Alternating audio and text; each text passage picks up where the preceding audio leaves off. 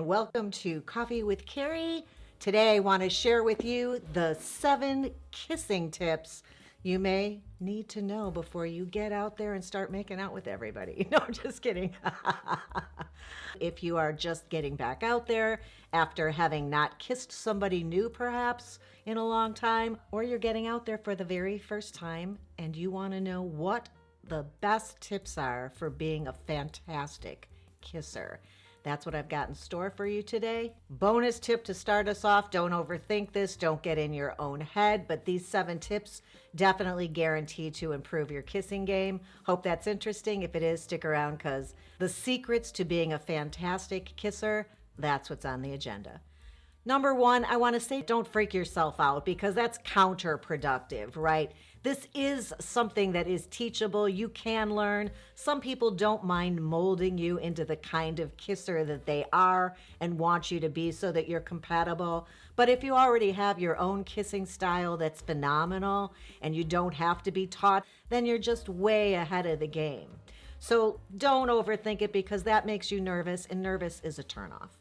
Number 2, really, really important because if you're not getting this one right, it kind of overshadows everything else and probably means you're not going to get a second date unless somebody is the teaching kind and loves instructing someone. But that's using too much tongue and a little tongue to begin with. If your tongue is unsure of what it's doing, or it's too mushy or too probing, that's not really a turn on.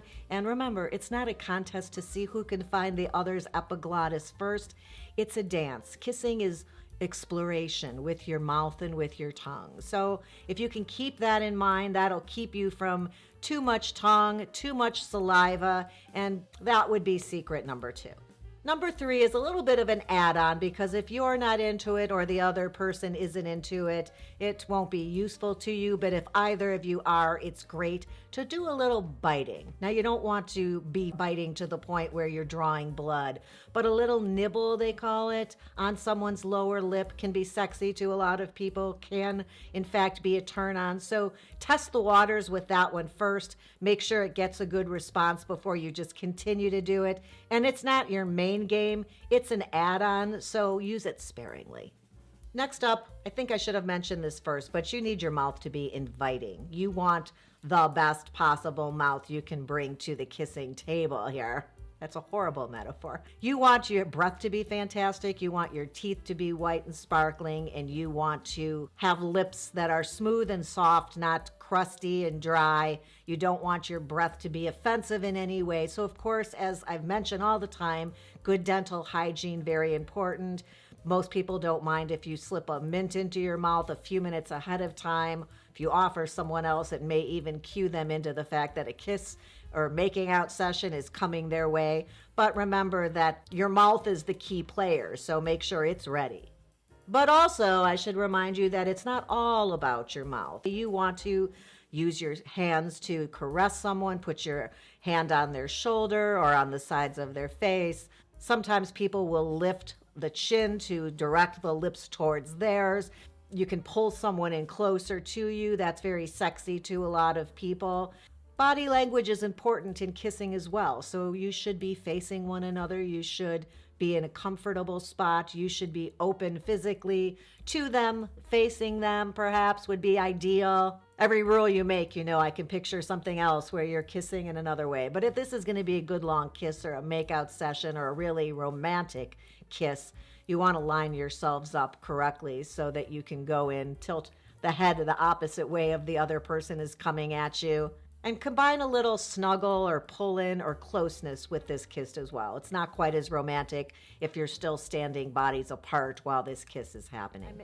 Number 5, I may be redundant here, but too fast, too firm, not right. That's the wrong way to go about this, so just keep that in mind. No, too firm, too fast on the tongue, the lips, the whole mouth in general. Stay away from that one. That's a good tip. Next secret would be that this is a dance. You are not doing something to someone by kissing them. You are doing something with them. And it's interpretive dancing at its best, which means you're looking for clues. It's an improvisation, and you need to be paying attention to what the other person is doing, where they're guiding you, where you're going next. So don't have a full plan in your head as to what happens in this kissing experience, but be open to following somebody else's lead and then taking the lead and then backing off to see what they want to do. Be open, be in the moment. That's what I'm trying to say. It's a dance. You have to, when you're dancing, be present and in the moment. Next up, a reminder, this isn't about rules and who has to kiss who.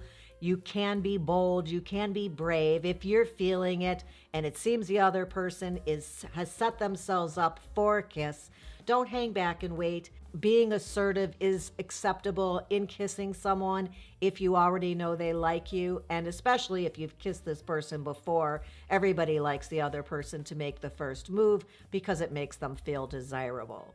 So don't stand on formality that one person has to start the kiss. That's just not true. Anyone can make the first move. And then finally, I should remind you that because you're kissing, because you're even making out, because it's a whole make-out session that's been going on for some time and it's super enjoyable, you need to know for sure, 100%, this does not mean that sex is imminent. That's a whole nother game, a whole nother check-in, a whole nother set of permissions. Consent is super important. Consent can be very, very sexy. We can make an episode on consent if you think that's something you need to refresh yourself on, but feel free to Google it if that's within your wheelhouse. Those are my secrets. I think there were 7, or does this say 7 right here? If so, I'm correct. If not, I've corrected myself with 8. I don't know. Not keeping track. You don't need to keep track either. You can just be in the moment and look forward to your next kiss, which should be fantastic. I hope you found that interesting or helpful. If you did, give the episode a thumbs up like my little mother there is suggesting. I hope you'll subscribe to the channel. If you want to hit that ring bell, then you're notified every time a new episode goes live. I'll look forward to seeing you then. And until next time, have a good one.